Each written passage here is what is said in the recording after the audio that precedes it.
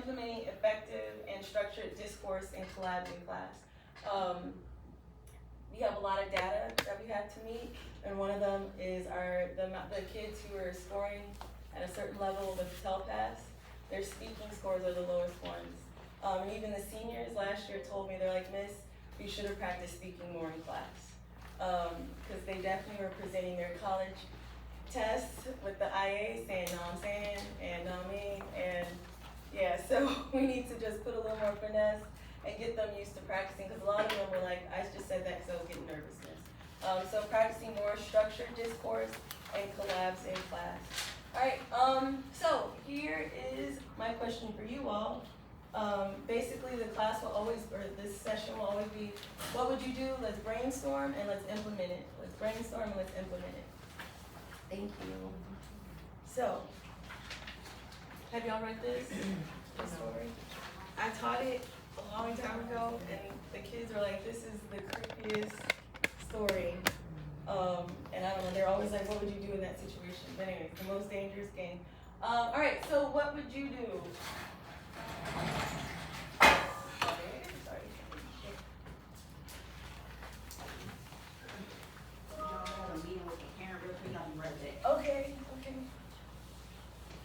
Okay. So, let's just brainstorm out and think of it not just helping each other, but helping the school as a whole. What would you do? So, if you had a blind read, meaning you've never seen a passage before, what is your process for breaking it down? Specifically, I'm asking, what is you personally, if you were to read a text, what is your process for breaking it down? What's the genre? What'd you say? Oh, what's the genre? So, ID, the genre. What else? The genre is sometimes how I would annotate. So like if it's fiction, I might look for conflict and Okay. characters and setting. So identify the conflict, the characters, the setting. I think before I get into that, like if it's just a blind read, I just write down questions as I read it. Okay. Like things that'll help me like analyze later. Okay. If that makes sense. Create questions. Ooh, Miss Jones, pretend I didn't do that right. Alright, sorry. Create questions.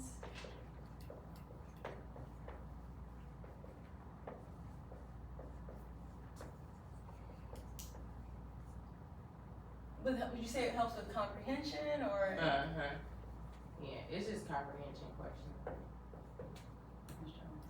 I also write questions of interest. I write questions too when I'm like, if something comes up, especially in the exposition, I think I pay a lot of attention to it again to see kind of what is being built. Mm-hmm. Cause there are a lot of things that could be important going back to that setting, character, and conflict. So I might ask questions like about those things, something I want to know more about, kind of to make it the text something that I'm exploring. So it kind of builds my interest in what's the word that I'm looking for. It keeps me on my toes. It builds suspense for me when I have questions that I want to know the answer to. Okay. Is there anything else, like the overall process? So identifying the genre, I know I personally will look at the exposition, like get the who, what, where, why, what's going on. I'm a highlighter. I'm a highlighter, I'm a circler. So I circle the people and try and underline what's happening. I definitely make inferences on characters, if it's fiction, trying to figure out who's the bad guy, who's shady, who's the good guy. Anything else? I highlight quotes that stand out, that might speak to the theme, but that's kind of, or themes that might come up. I'm actually looking at one of my first reads right now. Oh, and figurative language, just because I'm a figurative language junkie. So I'll highlight quotes that also have some figurative language where there might be a deeper meaning. Sorry, I'm gonna go back. You said you highlight quotes tied to the theme, and then tied to. It will also be questions that are figurative language that also might point to a theme, but they're quotes that just do something for me. All right. Anything else? Okay. So, all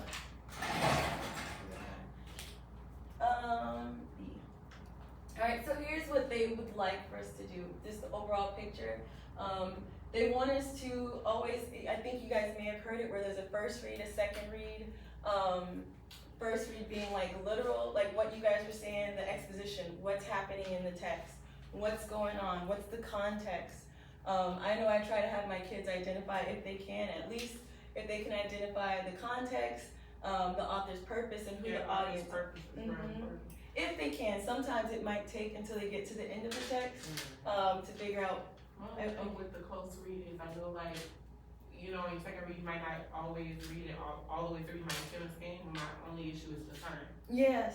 Yeah, and Yes. knowing what lessons I might need to read it multiple times. Yeah. So I will say this, and I'm still doing it this week. We'll see how it works today because it's a 90-minute lesson. I stopped fighting it. So I take the 90-minute lessons that I had last year, and I just, what we get through today is what we get through today. Yeah. So it's not gonna always be like an ending. Correct. So even here, it's like we got through the contextualization and the INM, and then this part right here is for today. I was like, I'd rather focus on making sure that you guys understand the context, and which will help with understanding the conflict and the authors going beyond the text. So when we get to this, it's a little bit easier for them to pick up the pieces. So I stopped fighting it, and it does help me out because I'm not printing every night or every single day. But yeah, so I'm gonna see how that works moving forward beyond today. I was like, man, I'm gonna have extra time today. I think it's a little too much time. But yeah, today they're doing a collaborative reading. We'll stop and break down the question, the debrief as a whole, and then I'll have them write their CERs. I don't think you have a lot of time. You can always just make them just discuss.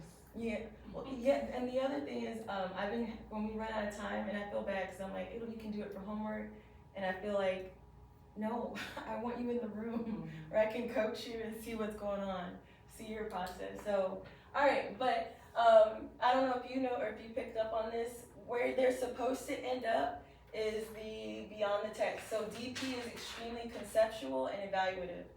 So, Miss Jones, okay. Sorry, it's a lot of back and forth erasing and stuff. So, and I think you guys have all seen this, but essentially it's supposed to look like a stare. So what we want for them to be beyond the text, the evaluative piece is up here. So the first step would be literal, like what's going on? Tell me what's happening. With my lower students or my students that are struggling, that's the first place I start. Because if I ask them about the author's purpose and the author's style, and they're like, I don't know. So I'm like, well, real quick, just tell me who's involved, what's happening, right? So they go extremely literal, like what's happening in the text, what type of text it is, and I want them to tell me out loud. So, and I think she gave you this handout, being able to vocalize and tell it in their own words, what's going on. And then, if I need it on the screen. Okay. And then from there, this is where a lot of teachers want to focus, was analytical. So what does the text express itself? And this is where you're looking for the author's craft or identifying the structure, the rhetoric. I don't know, are you guys doing non-literary text at all this year? Like having them practice on videos or political cartoons? The more you do that, that will help them out tremendously. But I've noticed I have them do this process when we watch short films, and even when I talked to Parrish about it, she's like, I do have them watch the film once just to figure out what's going on. The second time is to go back and deeper and catch the little things. So, yeah, reinforce that if they have film or DDMP. I could potentially do it because we read and watch the Great Gatsby. Mm-hmm. And then, yes, because I feel like I've known people who were compared, never mind, delete that comment. Yeah, so always getting them in the habit, at least in their mind of thinking, training them to the first time do literal, the second time go back and go deeper. So looking for the author's craft, the structure, the rhetoric, how they did it. So literary, I think it's what is going on. Analytical is almost how they got it done. Conceptual and evaluative, you're going toward the why. So what does the whole text mean? What's the text message or the text overall message? This is the theme, the central ideas. You can also determine the author's purpose. What was the overall purpose? For English, I tell the kids, what conversation is the author trying to start? What are they trying to draw your attention to? What issue in the world is happening that they're saying, hey, you guys need to take a second look at this. All right, and then finally, beyond the text, which is where We want you guys to shoot for what I wanna shoot for is they can tell you the greater significance of it. With IB, they want global citizens and people who are broad thinkers, who are reflective and open-minded. And I know, me personally, it's funny that I'm an English teacher. I dropped out of IB, particularly because of my English class, because I felt like it was irrelevant. I'm like, none of these white people have anything to do with me, or my problems. So getting them to connect humanity to humanity, and going beyond the text of what's literally happening. What is significant? Why does this text matter? What is the impact of it? And connect the understandings of a text to a larger body. So, I just put it down. But yeah, this is where we want to go as a school. So be on the lookout if she does pop into your class and she'll ask, what phase of annotation and what phase of close reading are they on? All right. Yeah. I know when I was in my old school, like we did write, we would write L or I, meaning if it was inferential, if it was like literal. And a lot of times we would do a literal question, inferential, literal question, inferential, literal question, inferential. Just again, that stair climbing so that you know that they're understanding. And toward the end, we would shoot toward evaluative, like piece it all together. Yes, ma'am. Really, I don't know if anybody noticed, I love acronyms, but it spells out LACE, right? Yes. And it's potentially something that we could use as a rubric for scholars when they're doing literal analysis to make sure each part of LACE is in their literal analysis, because I think that each part is important. Because in order to get to the evaluative, you have to have gone through the other 3 steps. So all of those should be a portion of those short constructed responses for sure. our scholars are developing. Yeah, I was even from a DP rubric standpoint, like this is category A or criterion A, and this is very much criterion B. Like, if they get stuck here and they're just telling you what happened and summarizing the story, they take a hit with a whole different criteria. They're just describing the text. So here's where we're gonna practice. Dr. Dumas gave you guys the most dangerous game. We're gonna use this text because it's a short story. But we're gonna implement some of the strategies that we're gonna practice, whatever, I'm talking in circles. All right, so with this anchor text, each of us is gonna commit or complete the close reading process as much as we can, because it is relatively a long text. However, each of us will have a different standard to focus on.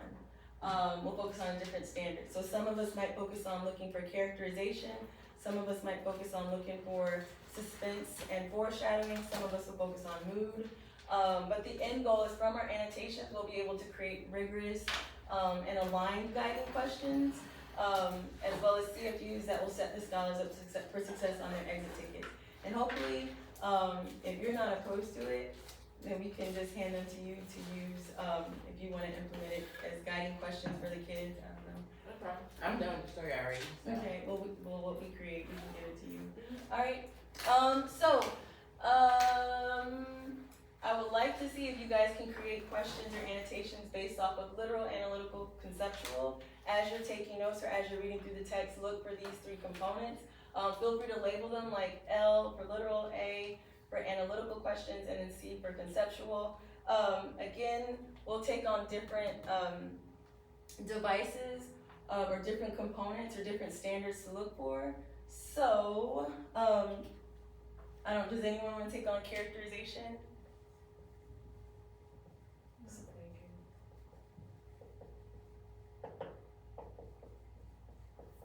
All right, does anyone want to look for, foreshadowing and suspense? Okay. Man, it's creepy. Excuse me. I think mood and conflict. Do you want to choose? Okay.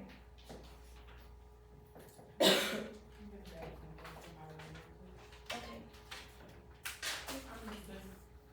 Class to deal with.